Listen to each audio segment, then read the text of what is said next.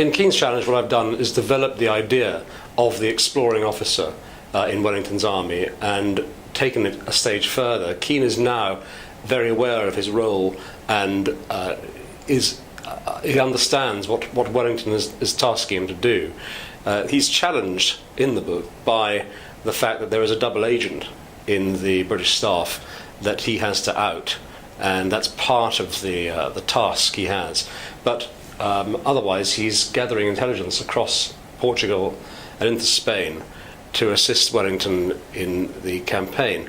The characters around Keane, the close group of men that he's gathered around himself, also develop in character and depth of character and their individual tasks. And this is very much based on reality. Wellington, we know, constructed a very intricate network of intelligence gathering officers, intrepid men like Colquhoun Grant, who features in my book as Keane's immediate superior. I've made James Keane one of these men. They, in actual fact, they tended to come from aristocratic or gentry backgrounds. Keane's not quite so elite as that, and Wellington plucks him from a line infantry regiment where he's a lieutenant. It's conceivable this could have happened.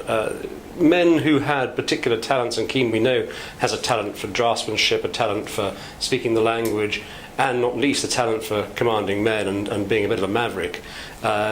These men were taken by Wellington and his staff, and their talents were exploited so that they could actually, they were placed behind enemy lines so they could gather material and information using guerrillas, the spies of the day on the ground, and feed this back to the GHQ in Lisbon, where such information was analysed. This is exactly what Keane does, although his role takes on a little more covert operations, the idea of covert operations. So he's a saboteur as well as an intelligence gatherer, and we know this happened as well with these officers. They didn't travel alone. Sometimes they travelled with groups. Well, Keane has his own small company of men. It tends to vary in size. He might be given some Portuguese, he might be given some guerrillas, but there is a core of men around him, about 10 of them, who are his trusted followers, and they will pretty much follow him anywhere. Keane's a bit of a maverick, and I think part of the excitement for me in writing this book and developing the character is to look at the backstory that's James Keane's history.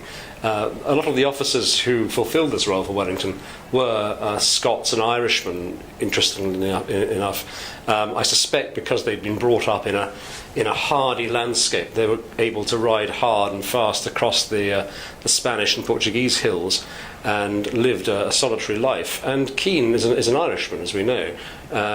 So he has that quality. But there's also another connection, because Wellington came from Ireland, and because there are other Irishmen within the army, as comes to light within the book. I won't develop it further than that. But there's an interesting twist that involves Keane's background and also his personal details. As much as anything else, it's a personal quest. He doesn't know who his father is, and that's a continual trouble for him. And there is the point of his, not poverty, but his relatively humble beginnings. He knows that he should be of a certain status, but he doesn't have the wherewithal to achieve that. So there's always the idea that within the books of him needing to acquire more wealth. And certainly in Spain and Portugal there was wealth lying around. The French had looted most of it, and as we found in the first book, Keane's adept at harnessing some of this if he can. And although he's keen to find some for himself and his men, he's a fair man at heart, and also keen to help Wellington. The relationship with Wellington and with the staff is also developed in the second book. Keane, I think, is desperate to like Wellington, but he begins to question his methods, how he's waging this war and what he's prepared to sacrifice in terms of human resources to make sure he wins against Napoleon's empire.